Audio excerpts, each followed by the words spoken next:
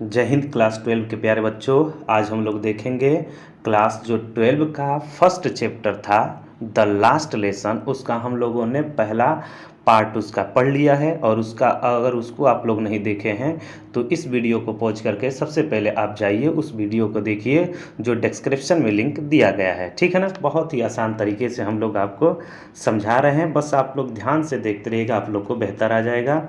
और ये CBSE board और यूपी बोर्ड दोनों में कॉमन है, दोनों में के लिए है ये, ठीक है ना। तो दोनों लोग देख सकते हैं, बड़ी आसान लैंग्वेज में हम बताने का प्रयास करेंगे। अगर जहाँ नहीं आता हो समझ में आप लोग को तो ज़रूर आप लोग कमेंट करिएगा, ठीक है ना। तो ज़्यादा बातें ना करते हुए हम लोग शुरू करते हैं। क्या चीज़ यहाँ से हम लोग को शुरू करना है, जो कि 5 तक हम लोग कर चुके थे, 6 नंबर से करना है।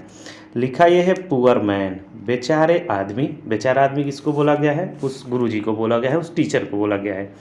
It was is honour of this, उनके सम्मान में, लास्ट लेसन यानी कि लास्ट लेसन के सम्मान में, that he had put on his fine Sunday cloth, उन्होंने पुट ऑन का मतलब पहने हुए थे, उस लास्ट लेसन के सम्मान में वह रविवार के सुंदर कपड़े पहने हुए थे, ठीक है ना। यानी कि लास्ट लेसन था आज ना, तो उसी सम्मान में वो आज संडे के एक सुंदर कपड़ा पहने हुए थे। एंड और नाव आई अंडरस्टूड, और मैं समझ गया। आई यहाँ पर उस लिटिल फ्रेंच के लिए प्रयोग किया गया है और कहता है कि और मैं समझ गया, ठीक है ना। आगे देखते हैं नेक्स्ट। वाई, कि क्यों the old man of the village, कि गांव के जो बुजुर्ग लोग हैं, वर सिटिंग देयर, वो समझ जाता है लिटिल फ्रेंच कि क्यों गांव के बुजुर्ग लोग पीछे बैठे हुए हैं। There in the back of the room, back of the room का मतलब उस क्लास के पीछे क्यों बैठे हुए हैं। कहता है वो लड़का कि अंतिम लेसन के सम्मान में उनके सर ने रविवार के यानी संडे के सुंदर कपड़े पहने हुए थे। और कहता है लड़का कि मैं समझ गया कि गांव के जो बुजुर्ग लोग हैं कमरे के पीछे क्यों बैठे हुए हैं, यानी कि जो कमरा खाली रहता था हमेशा उसके पीछे वो क्यों बैठे हुए हैं। इट वॉज बिकॉज, क्योंकि, वाई वर सॉरी, क्योंकि वे सब क्या थे? दुखी थे, सारे के सारे लोग दुखी थे। To that they had no gone to school more, वे कभी स्कूल नहीं गए थे, ठीक है ना। जो गांव के लोग थे कभी स्कूल नहीं गए थे, लेकिन वे लोग ज़्यादा स्कूल नहीं गए थे, लेकिन वो लोग भी दुखी थे। It was their way of making, it was their way of thanking, वे उन लोग का धन्यवाद देने का तरीका था।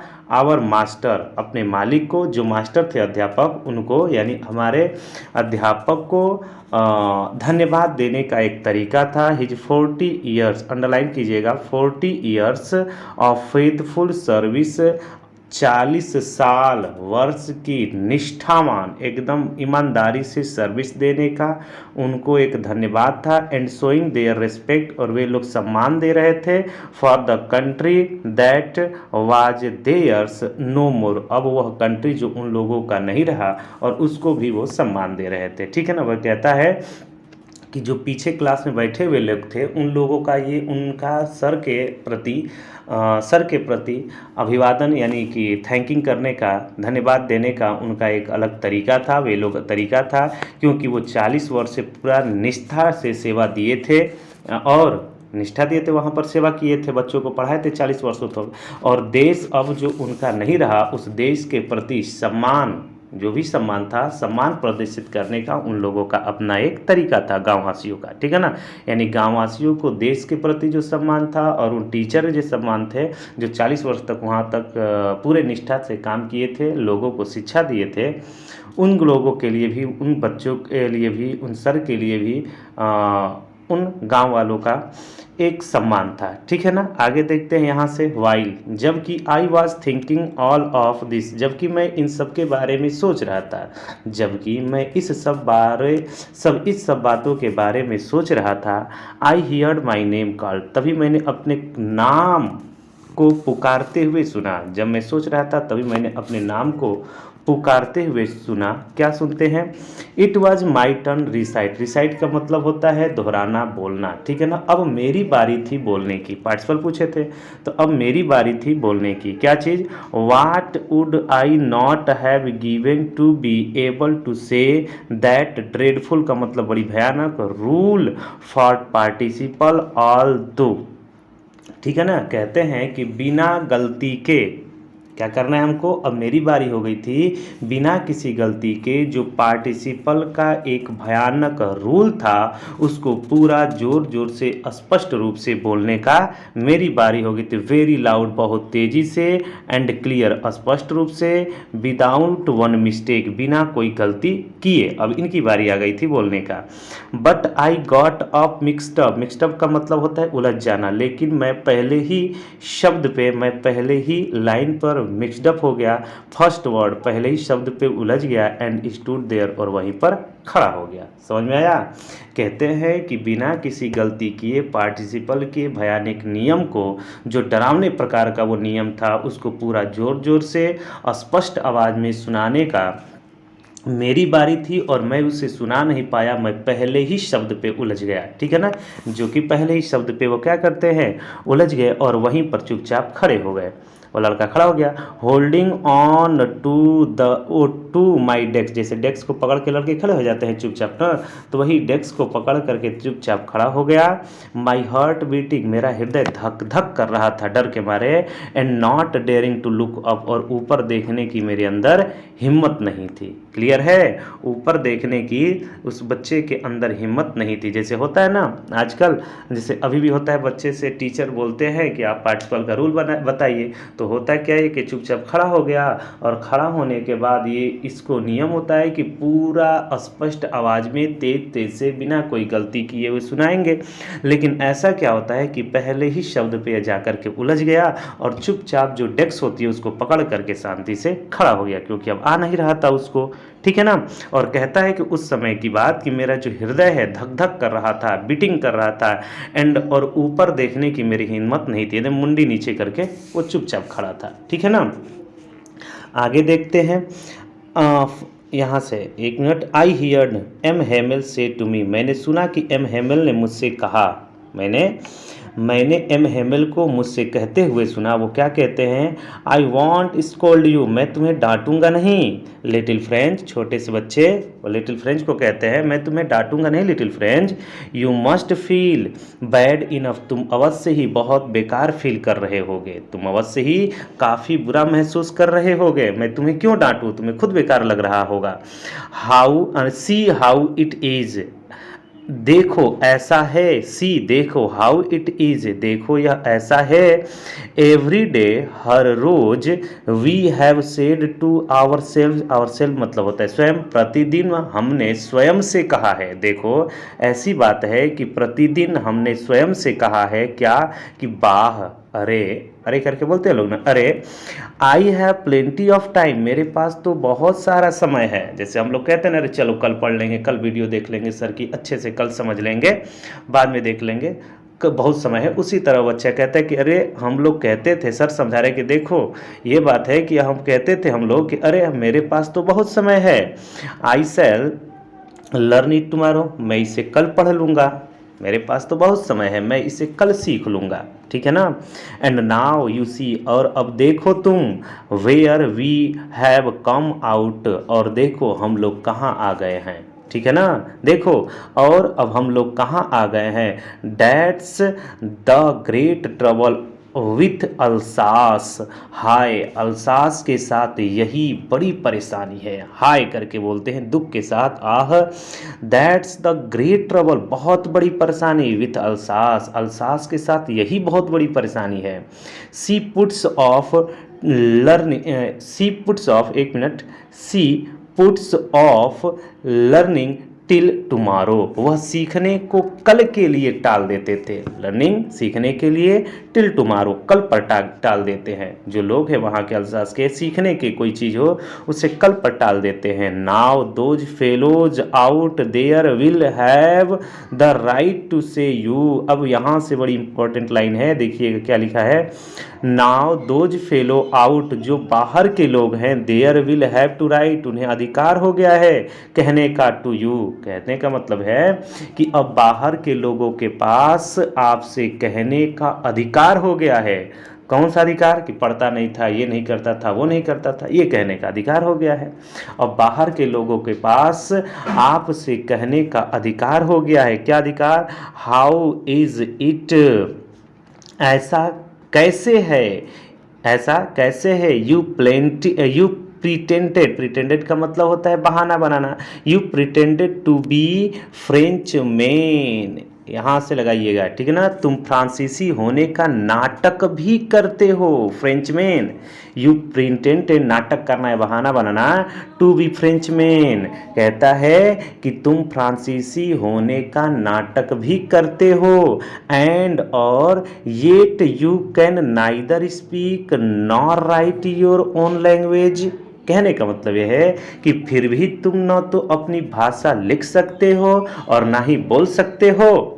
कहने का मतलब जैसे हम लोग हैं इंग्लिश पढ़ रहे हैं, इंग्लिश पढ़ते हुए भी अगर हम लोग को अच्छा स्पीकिंग ना हो, अच्छा से बोल ना पाते हैं, थोड़ा बहुत भी नहीं बोल पाते हो, थोड़ा बहुत इंग्लिश नहीं लिख पाते हैं, तो ये तो बाहर के लोगों को, जो हमको नहीं, जो बाहरी के लोग हैं उन लोगों को तो अधिकार हो गया ना कि उन लोगों के पास तुम इंग्लिश पढ़ भी रहे हो और तुम्हें आ भी नहीं रहा है। उसी तरह से ये कहते हैं तो बाहर के लोगों को ये अधिकार हो गया है कि तुम फ्रांसीसी होने का नाटक कर रहे हो, केवल जैसे कि तुम केवल इंग्लिश पढ़ने का नाटक कर रहे हो, ना तो तुम्हें भाषा लिखनी आती है और ना तो बोलने आती है, एकदम हूबहू उसी तरह से आप लोग समझिएगा, ठीक है ना।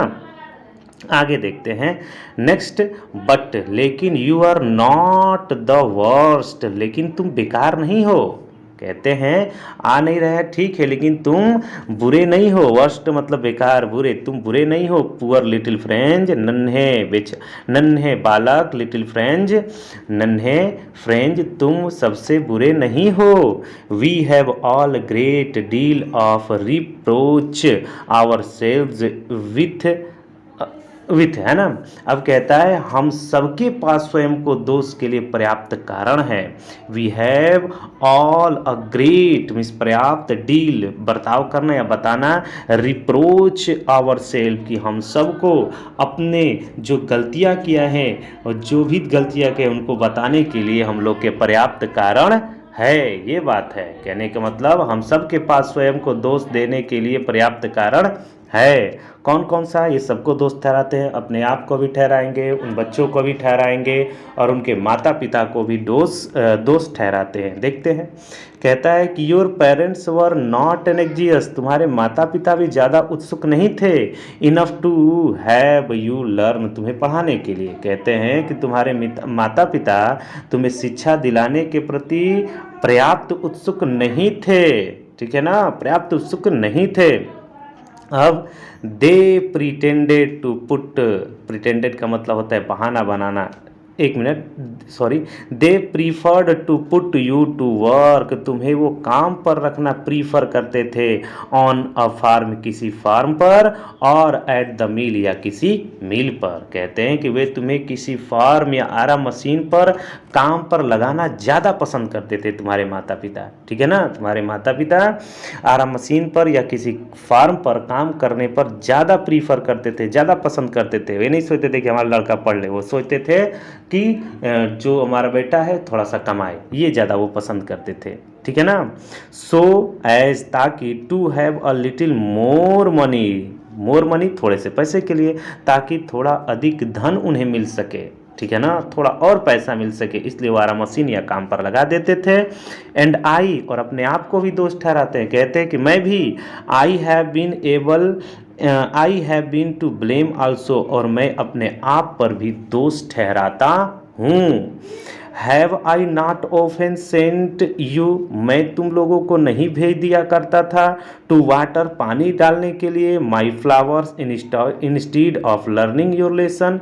क्वेश्चन करते हैं कि मेरी भी गलती है कि क्या मैं तुम्हें पाठ सिखाने के बजाय अक्सर अपने फूलों को पानी देने के लिए नहीं भेज दिया करता था। मैं भी अपने आप को गलती करता हूँ कि मैं भी तुम्हें पढ़ाने के बजाय अपने फूलों को पानी देने के लिए भेज दिया करता था, ठीक है ना, भेज दिया करता था। आगे देखते हैं, एंड और when I wanted to go fishing, और जब मेरा फिशिंग करने का मन होता था और जब मैं मछली पकड़ने जाना चाहता था, तो did I not just give you a holiday, holiday मतलब छुट्टी, जब मुझे छुट्टी मछली पकड़ने का मन होता था तो क्या मैं तुम्हारी छुट्टी नहीं कर देता था।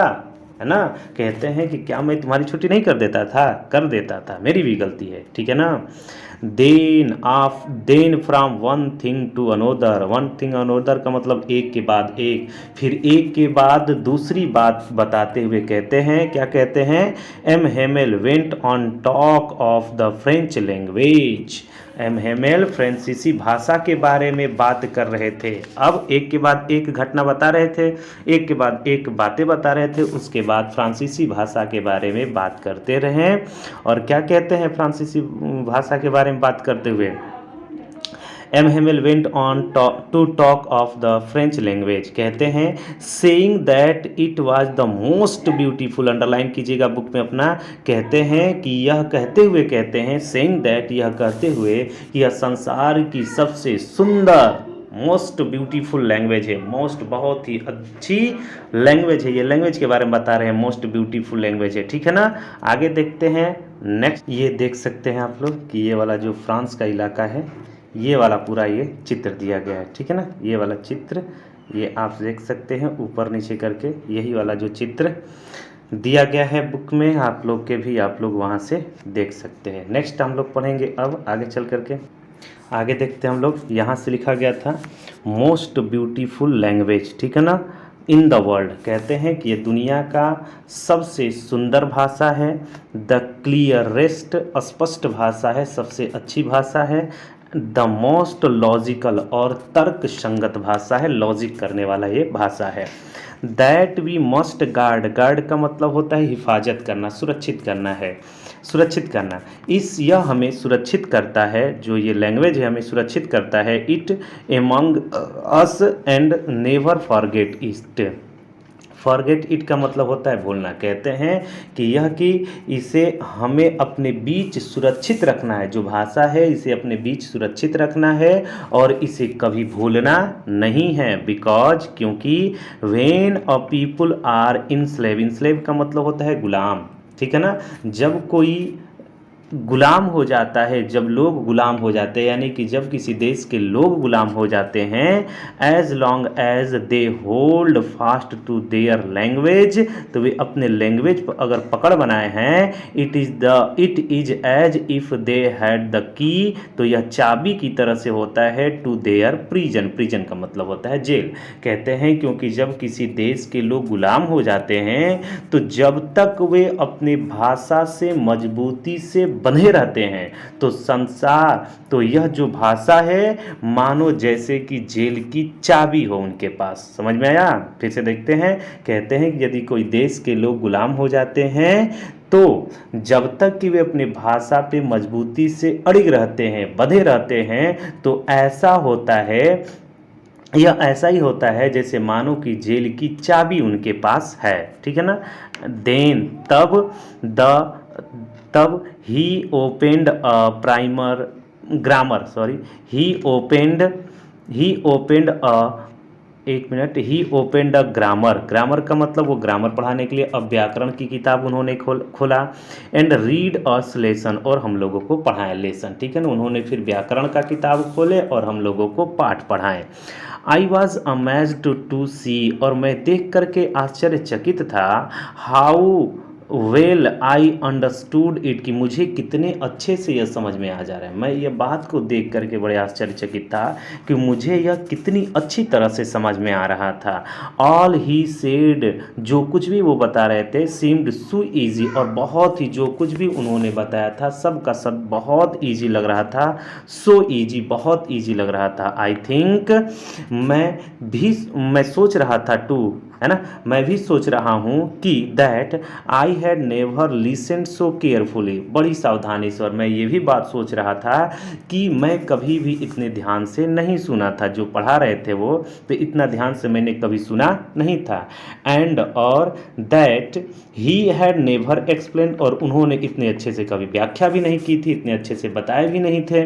Everything with so much patience, patience का मतलब होता है धैर्य, है ना, और उन्होंने हर चीज़ को धैर्यतापूर्वक इतना अधिक स्पष्ट नहीं बताया था, नहीं किए थे वो इतने आराम से, ठीक है ना।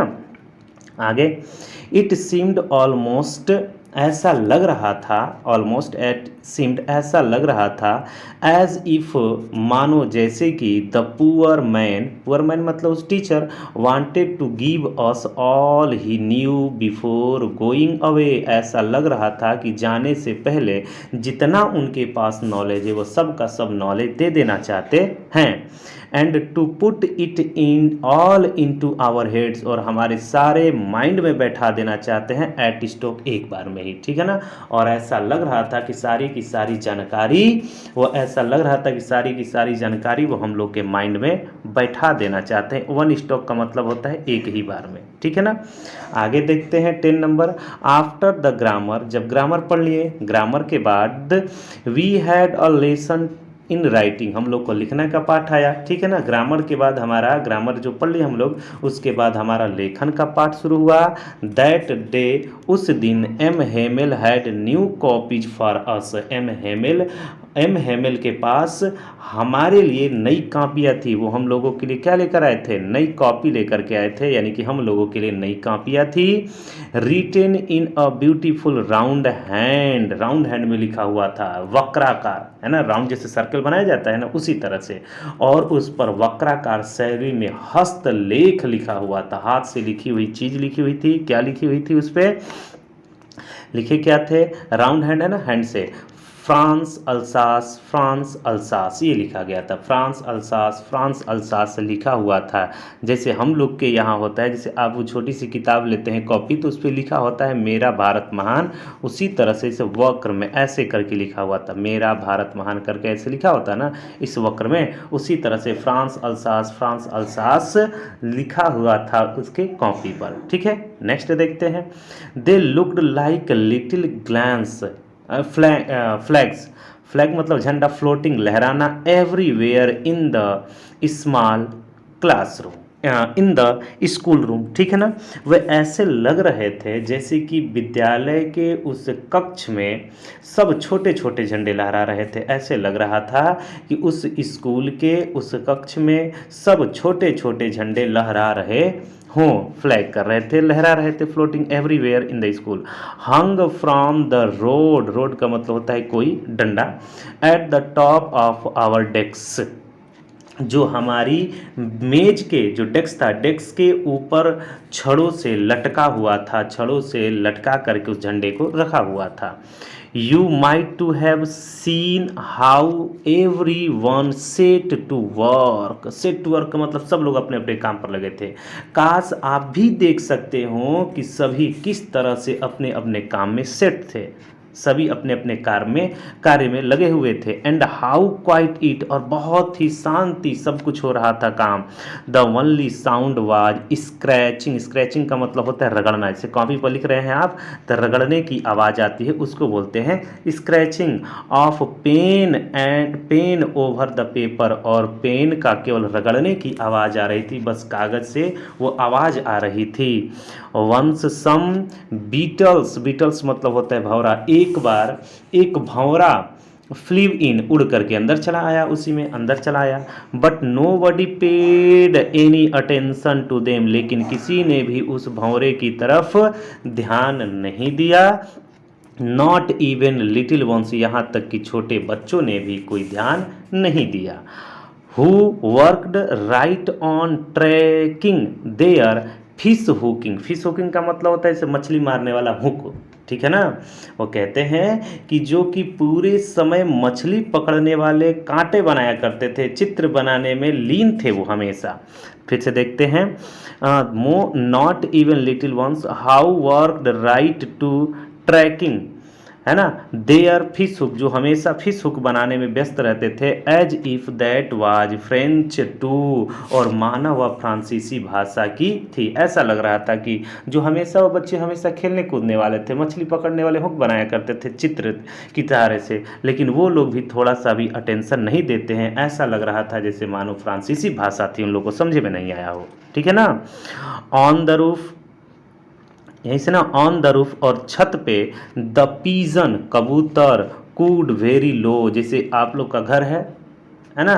तो ऊपर देखते होंगे ना, तो कबूतर जो होते गुटरुगु करते हैं, जैसे कहीं आपके घर में मुक्की है, सुराग है, तो वहाँ से आप लोग देखेंगे तो वहाँ पर कबूतर बैठे रहते हैं। तो वहीं पर कबूतर बैठे हुए थे, वो बड़ी धीरे धीरे आवाज़ में कूक रहे थे, गुटरुगु कर रहे थे।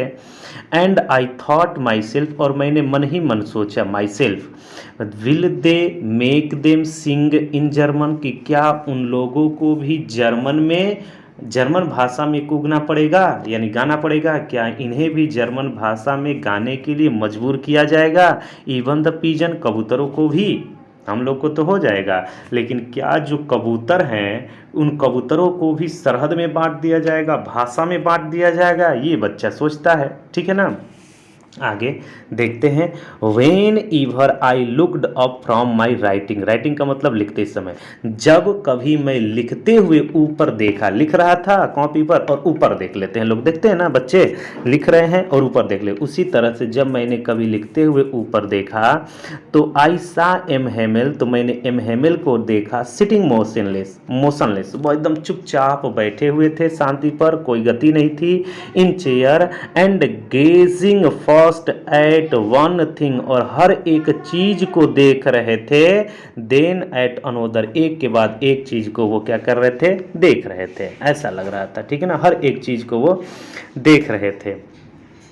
आगे देखते हैं। In the little school room, वह छोटे से जो स्कूल का रूम है, उस रूम में हर एक चीज को बड़ी ही सावधानी से, बड़ी ही अच्छे से वो देख रहे थे। ठीक है ना। अब फैंसी फॉर 40 ईयर्स, 40 ईयर का मतलब 40 साल, he had been there in the same place, 40 साल तक, 40 वर्ष से वे इसी स्थान पर थे, वे इसी स्थान पर थे। ठीक है ना, जहाँ पर बैठे हुए। ठीक है ना, 40 साल से वह इसी स्थान पर थे।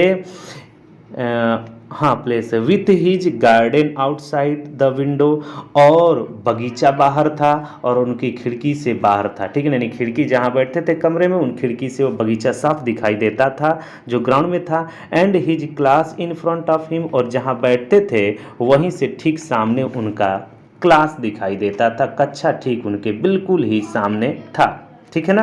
आगे जस्ट लाइक दैट, एकदम ठीक बिल्कुल सामने ही बगीचा था। ठीक है ना। Only the desk and benches, केवल डेस्क और बेंचेज, यहाँ पर देखते हैं केवल डेस्क और benches had been worn smooth, वे एकदम स्मूथ हो गए थे। केवल मेज और कुर्सियाँ घिस घिस करके चिकनी हो गई थी। आप एक ही जगह 40 साल से बैठ रहे हैं, रोज़ वहीं से पढ़ा रहे हैं, देख रहे हैं, बाहर बगीचा है, आगे आपका क्लास है, तो वहाँ बैठते बैठते एकदम स्मूथ हो जाता है। ठीक है ना, उसी तरह से एकदम स्मूथ हो गया था, चिकना हो गया था। The walnut tree, walnut tree का मतलब होता है अखरोट का पेड़, in the garden were taller, जो पेड़ था, अखरोट का पेड़ बगीचे में बहुत लंबा हो गया था। And the hope wine, hope wine का मतलब होता है लताएं, जो लताएं निकलती हैं ना, एक प्रकार की बेल होती है। Hope wine that he had planted himself, जिन्होंने खुद लगाया था इस होप वाइन को और अखरोट के पेड़ को, twines about the windows to the roof, जो कि ट्वाइंस दोगुना बढ़ गया था और खिड़कियों से लपेटते हुए ऊपर तक चली गई थी। देखिए लिखा है ना, about the window to the roof, और लपेट करके, जैसे कि होता है ना लताएं, लपेट करके सीढ़ियों के सहारे, लपेट के खिड़कियों के सहारे वो ऊपर तक लताएं चली गई थी। How it must have broken his heart to leave it all, leave का मतलब होता है छोड़ना, ब्रोकन का मतलब होता है तोड़ना, हार्ट मतलब हृदय, यह सब कुछ छोड़ करके जाना। ठीक है ना, इस सब को छोड़ने से और ऊपर छत और इस सब को छोड़ने से जिन्होंने स्वयं अपने हाथों से लगाया था, कितना हार्ट ब्रेकिंग था, तोड़ने वाला था, एकदम दुखी करने वाला था, पुअर मैन, बेचारे आदमी। To hear his sister moving about in the above room, और वो देख रहे थे, वो सुनाई देता है उनको कि उनकी ऊपर जो स्वयं बहन है वो अपने कपड़े सामान लेकर के नीचे आ रही थी। ठीक है ना, अब नीचे आती हुई दिखाई दे रही थी। पैकिंग देयर स्टॉक्स, अपने सामान को वो पैकिंग कर रही थी उनकी बहन। ठीक है ना, उनकी बहन ऊपर जो थी वह पैकिंग करके आ रही थी। For they must leave the country next day, क्योंकि अगले दिन अवश्य ही उनको इस कंट्री को छोड़ करके जाना होगा।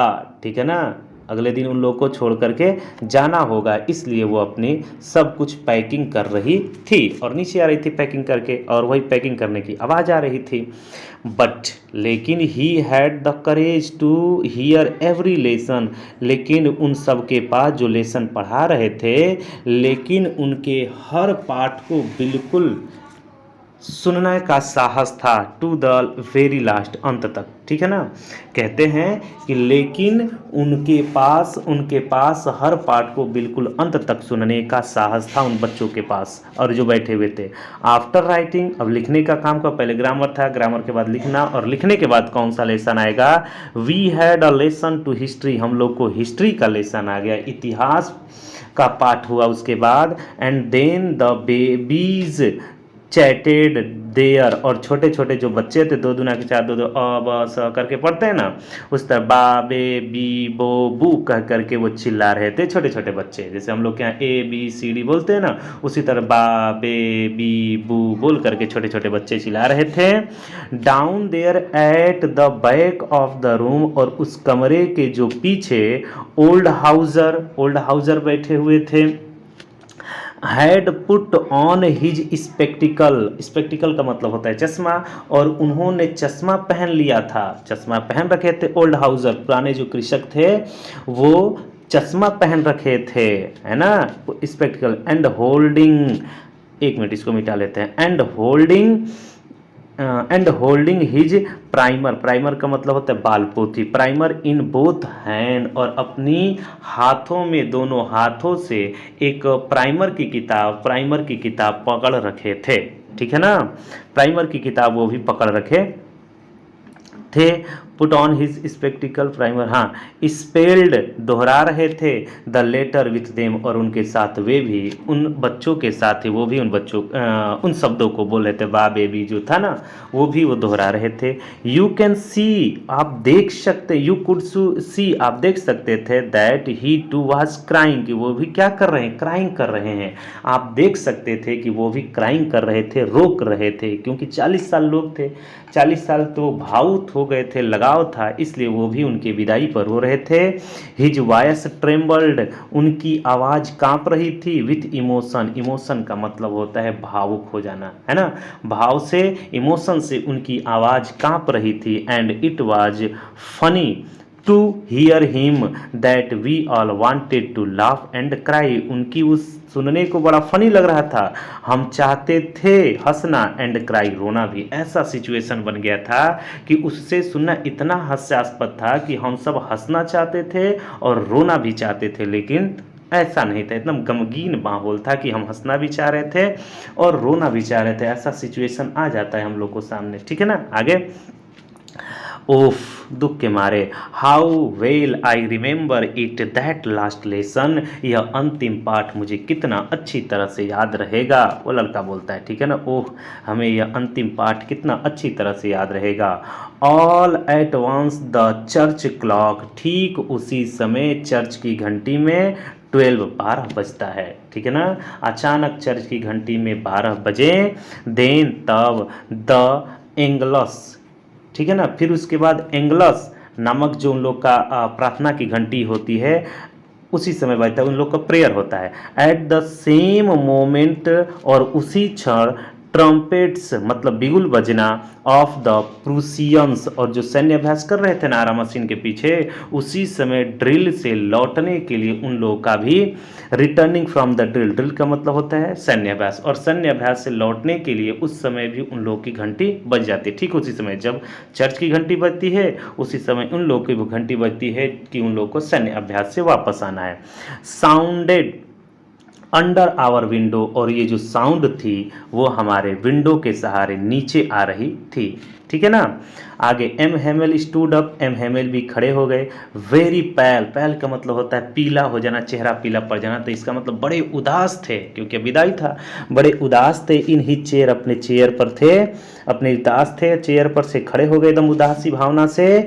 आई नेवर सा हिम लुक सो टॉल, मैंने कभी भी उनको इतना उदास नहीं देखा था। सो टॉल का मतलब यहाँ लंबा नहीं, मैंने उन्हें कभी भी इतना आत्मविश्वासी नहीं देखा था। So tall. My friends, said he, उन्होंने कहा। मेरे दोस्तों, आई आई यानी रुक रुक करके बोल रहे हैं, आवाज़ बाहर नहीं निकल रही, इतना दुख देख सकते हैं, अंदर से दुखी बहुत हैं कि आवाज़ बाहर नहीं निकल रही है, टीचर दुख इतने हैं। बट समथिंग चोक्ड हिम, लेकिन किसी ने उनके गले को अवरुद्ध कर दिया। चोक्ड का मतलब होता है गला अवरुद्ध होना, किसी बात ने उनको गला अवरुद्ध कर दिया, उनकी गले को। He could not go on, और वह आगे बात जारी नहीं रख सके। Then he turned to the blackboard, फिर वो ब्लैक बोर्ड की तरफ मुड़े, जैसे खड़े होकर के टीचर बच्चों को सामने पढ़ा रहा है, इतना बोलने के बाद इमेजिन कर सकते हैं, उतने बोलने के बाद वो फिर ब्लैक बोर्ड की तरफ पीछे मुड़ते हैं। टुक अ पीस ऑफ चॉक, और एक चॉक का टुकड़ा लिए, and bearing on with all his might, और जितना बड़ा लिख सकते थे उन्होंने लिखा। लार्ज है, he wrote at large as he could, ठीक है ना। और कहते हैं कि उन्होंने एक चौक का टुकड़ा लिया, उठाया, और अपनी पूरी ताकत से, ठीक है ना, पूरी ताकत से उन्होंने जितना बड़ा अक्षर में लिखना चाहते थे, लिख सकते थे, उन्होंने लिखा। बेरिंग, साहस बनाते हुए उन्होंने क्या लिखा, क्या लिखते हैं, वाइव ला फ्रांस, फ्रांस जिंदाबाद, ऐसा लिखते हैं। जैसे भारत जिंदाबाद करते हैं हम लोग ना, उसी तरह से वाइव ला फ्रांस, फ्रांस जिंदाबाद वो लिखते हैं बोर्ड पर। देन ही स्टॉप्ड, फिर वह रुक गए, and leaned his head against the wall, और उस दीवार के विपरीत अपने सिर को टिका लिए, दुख के मारे, जैसे ब्लैक बोर्ड पर ही सिर को अपना टिका लिए। एंड विदाउट अ वर्ड, और बिना कोई शब्द के, ही मेड अ गेस्चर, उन्होंने इशारा किया, जैसे हम लोग इशारा करते हैं, उन्होंने जैसे बोर्ड की तरफ अपने सिर को कर लिए, और उसके बाद इशारा करते हैं टू अस, हम लोग को, हिज हैंड, अपने हाथों से इशारा करते हैं, क्या, गो स्कूल इज डिसमिस, स्कूल क्या हो गया, छुट्टी हो गई। यू, स्कूल की छुट्टी हो गई। यू मे गो, और अब आप जा सकते हैं, यानी बोर्ड की तरफ अपना सिर झुका देते हैं, और सिर झुकाने के बाद कहते हैं कि स्कूल इज डिसमिस्ड, आज स्कूल समाप्त हो गया। यू मे गो, और अब आप जा सकते हैं। उम्मीद है ये बहुत अच्छे से आया होगा, इसको आप करिए। इसके बाद आप लोग को क्वेश्चन आंसर लिखा जाएगा, आप लोग को क्वेश्चन आंसर दिया जाएगा, पूरा का पूरा ग्रामर 9 से लेकर के 12 तक का ग्रामर और लिटरेचर रहेगा, और ध्यान से पढ़ते रहिए। Thanks for watching.